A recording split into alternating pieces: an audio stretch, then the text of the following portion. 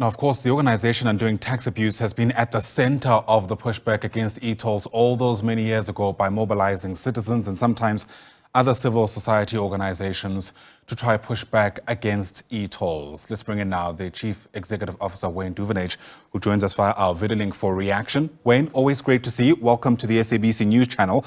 I wonder how much of that briefing, by the way, you were able to listen to, because from where I was sitting, before the minister spoke, one would have almost been forgiven if they were convinced that this was government's idea to begin with. And of course, history tells a very different story. Yeah, absolutely. You're quite right. I did watch as much of it as I could, and did realize that they were trying to turn this thing around and really not acknowledging the fact that civil society drove a very successful campaign against government's bad decision, and one that lacked the necessary public consultation. And it is sad that they haven't acknowledged that at all. So, yeah, this is politics at play, and we expect that, especially in an election year. Yeah, fair enough. Despite that, though, I think there's still going to be a lot of questions around what actually takes place moving forward. I mean, we're told that from midnight tomorrow, basically into the 12th of April, people won't be expected to pay anymore. I'm not sure who are still paying. But for people who have outstanding debt, do you have any clarity around what happens to that? Well, we were hoping that this media conference would spell that out quite clearly, and it hasn't. They haven't done so. They've said that they are still discussing how they're going to deal with and what they're going to do about outstanding debt from the motorists. And that really is why I think the media and many of the public watching that press conference were hoping to hear some resolution or clarity on. So the short answer from our perspective is that the public haven't been paying. 80% of them have been paying for the last 5 to 6 years now. And the maximum they had was 40% back in 2014. So the question we've got for them is, well, what are you going to do about the outstanding debt? Because you've abandoned all the access to the processes that you were implementing in the past. One of them, the only one, but quite frankly, being sending summonses to the public. A lot of that debt is prescribed, so I don't think they've got any chance in collecting that money from motorists. And we advise the motorists that they should not be paying, because the scheme was introduced with so many flaws in it that it was always going to fail. Yeah, and what's awkward, and this is for lack of a better term, is that the infrastructure is still there. The government telling us that it's going to be repurposed now for crime-fighting efforts. If this was a mistake, if this is a teachable moment, it's certainly been a very expensive mistake that you and I, or let me say ordinary taxpayers, will ultimately still have to pay for. Yeah, we do.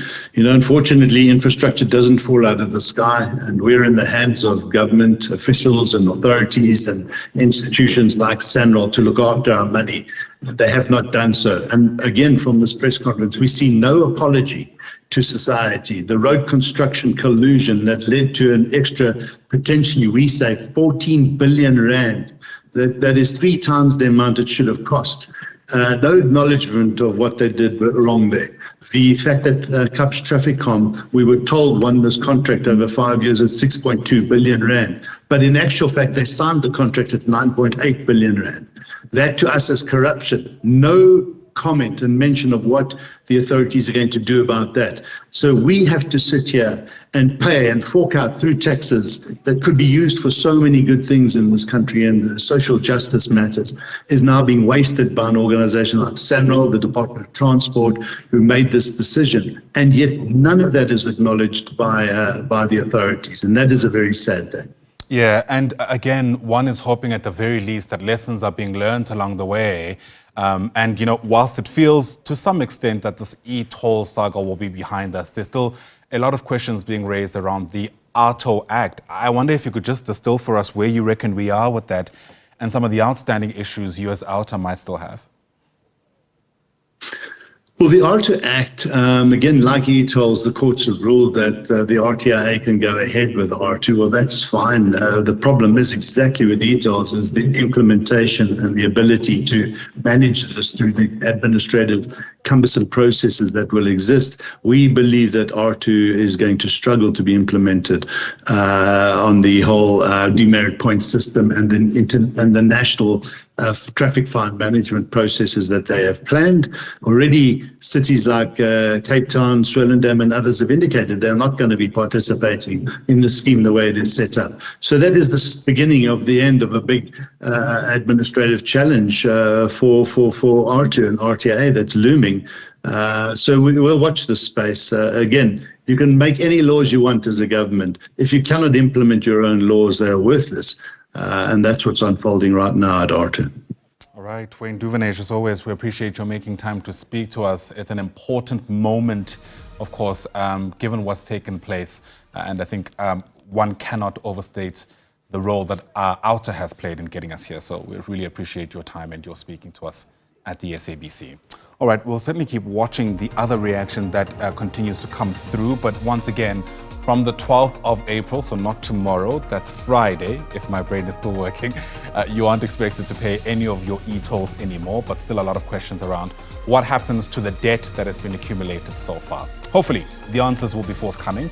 We'll certainly keep asking the questions when the agenda continues.